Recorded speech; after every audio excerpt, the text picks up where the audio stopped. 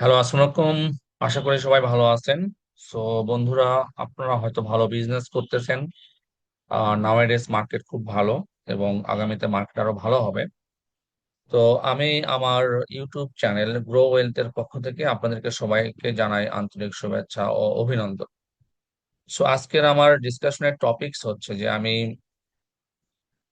বিভিন্ন news paper পত্রিকা study করে একটা লিস্ট প্রিপেয়ার করেছি, যে list of stocks manipulated by Abul Khayer Hiro. Abul Khayer Hiro এইটা আসলে এক্সপ্লেন করার দরকার নাই। আর যারা চেনেন না তাদের ভিডিও দেখারও দরকার নাই।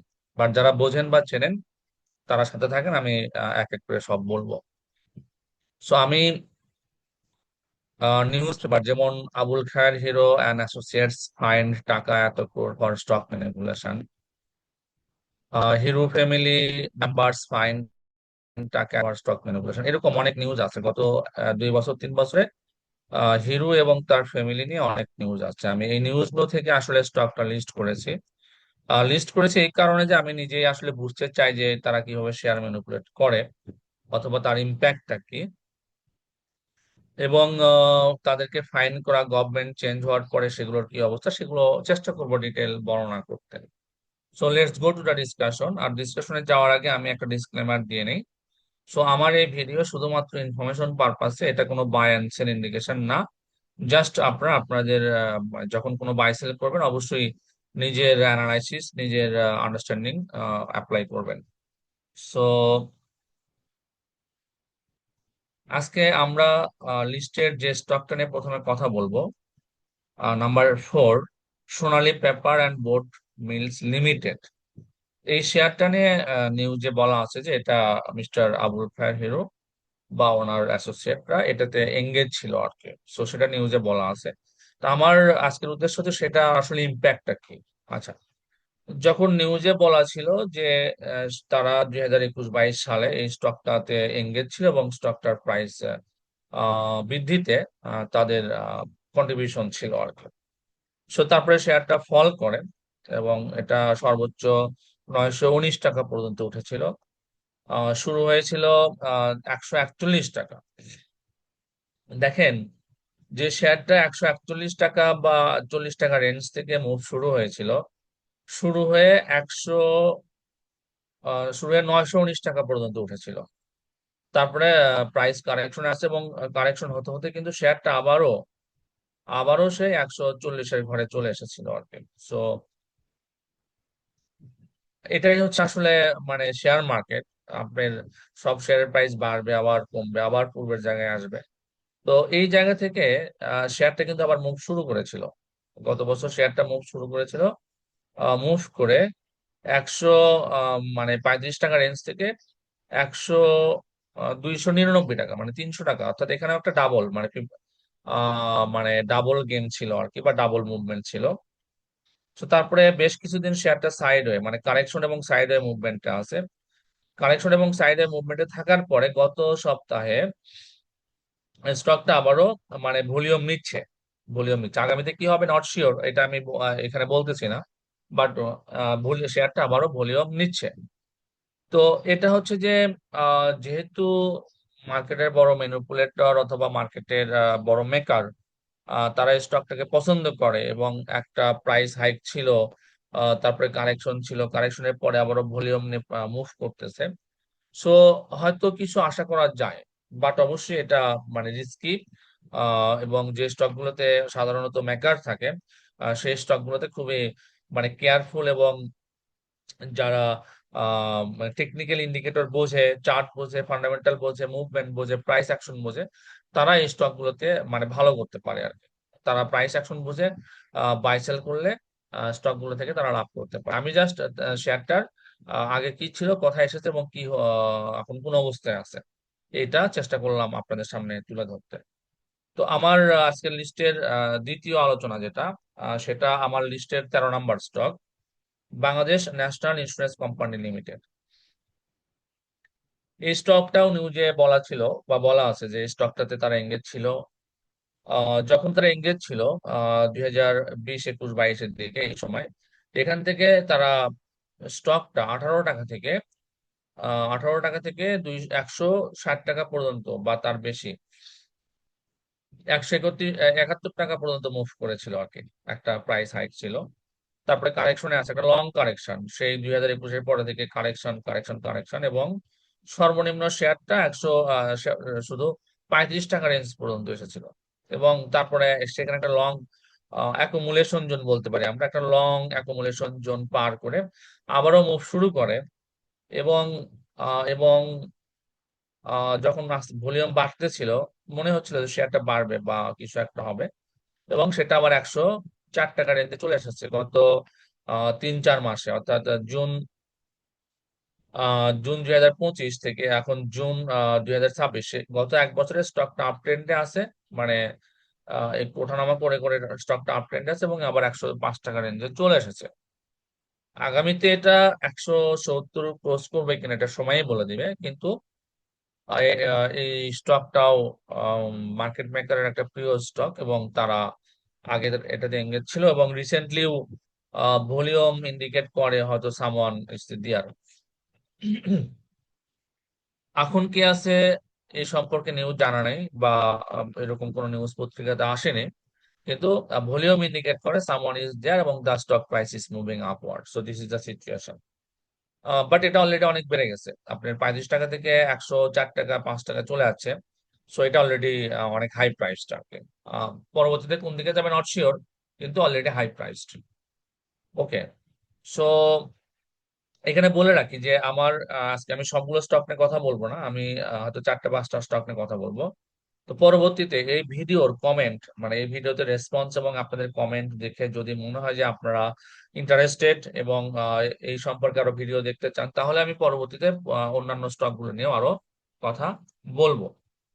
আচ্ছা, আমার আজকের ডিসকাশনের তৃতীয় স্টকটা জেনিক্স ইনফোসিস লিমিটেড। এই শেয়ারটা আসলে আহ আসলে প্রথমে প্রাইস ছিল হচ্ছে যে 31 টাকা। সেখান থেকে একটা লং একটা কারেকশন অ্যাকুমুলেশন পিরিয়ড ছিল।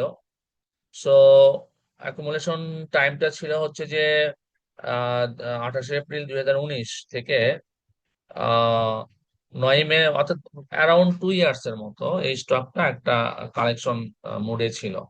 তারপরে সাডেন প্রাইস হাইক, মানে খুবই fast and sudden price hike,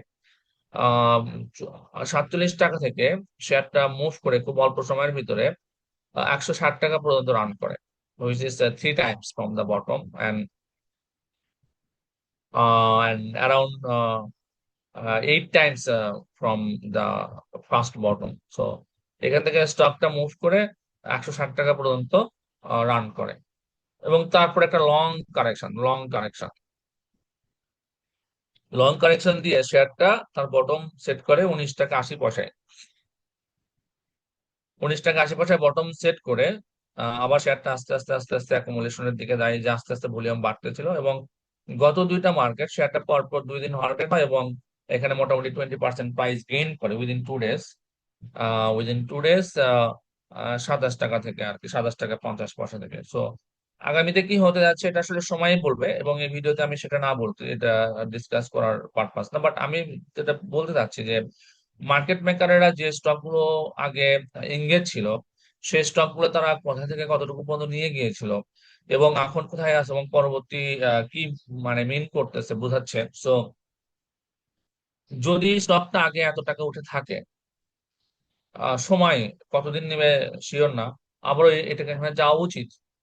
একবার যেহেতু গিয়েছে আরেকবার যেতে পারে, বাট এটা কি 1 বছর 5 বছর 7 বছর, not sure, but volume indicating something good. So এটা আমার আজকের তৃতীয় ডিসকাশন ছিল। আর হচ্ছে যে এরপরে যে স্টকটা নিয়ে আমি কথা বলবো, সেটা খুবই মার্কেট বহুল প্রচলিত এবং খুব ডিসকাসড একটা শেয়ার, ক্রিস্টাল ইন্স্যুরেন্স। অর্থাৎ আমাদের আহ, হিরো সাহেব উনি যতগুলো স্টক নিয়ে ওনার আলোচনা হয়, এই স্টকটা নিয়ে তার সবচেয়ে বেশি আলোচনা হয়েছে, সেটা হচ্ছে crystal insurance. Crystal insurance initially start করেছিল 15 টাকায়, এবং খুব অল্প সময়ে সেটা 57 টাকা পর্যন্ত উঠেছিল।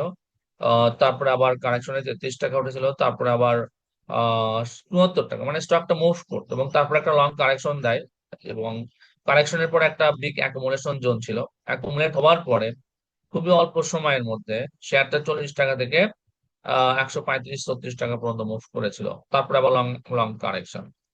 তো এখানেও শেয়ারটা ফ্লাকচুয়েট করেছে এবং এখানে আবার 92 টাকা পর্যন্ত উঠেছিল আর কি। সো কারেকশন হয়ে নেমেছিল 40 টাকা পর্যন্ত।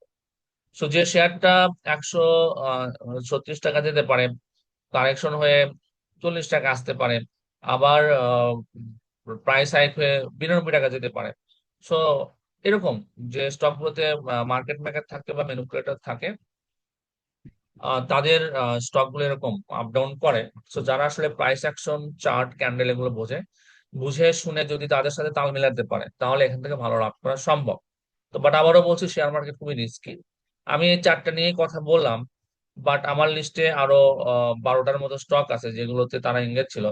তো এই ভিডিওতে যদি আপনাদের লাইক এবং কমেন্ট, আমি মোটামুটি একটা ভালো রেসপন্স আশা পাই, একটা ভালো রেসপন্স আসে, তাহলে আমি আগামী সপ্তাহে বা তার আগেই আরেকটা ভিডিও বানাবো, যেটাতে বাকি স্টক গুলো নিয়ে আলোচনা করব।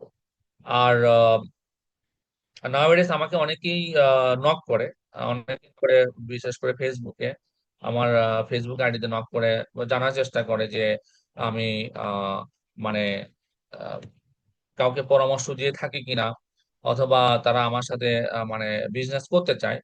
বাট আমি যেটা সাজেস্ট করি যে বিজনেস তো অনেক পরে, বাট যদি কারো ইন্টারেস্ট থাকে আমার সাথে কথা বলার জন্য, আমি এটা আমার ফেসবুক আইডি, আমি জাস্ট শেয়ার করার জন্য, যদি কারো ইন্টারেস্ট থাকে যে আমার সাথে তারা কথা বলতে চায় বা আমার সাথে ডিসকাস করতে চায়, আমি ওপেন, আমি কথা বলবো। কিন্তু প্রথমে আমি শুক্রবার এবং শনিবার 2 দিন 4টা কল নিব, 4টা কল নিব। এবং এক একটা কল থাকবে 1 ঘন্টা 20 মিনিট। তো এই 1 ঘন্টা 20 মিনিটে আপনি আপনার পোর্টফোলিও বা আপনার ইনভেস্টমেন্টের ধারণা সম্পর্কে আমার সাথে শেয়ার করতে পারবেন। এবং সেখানে যদি আমার কোনো ইনপুট থাকে বা সেখানে আমি কিছু বলতে চাই, আমি বলবো।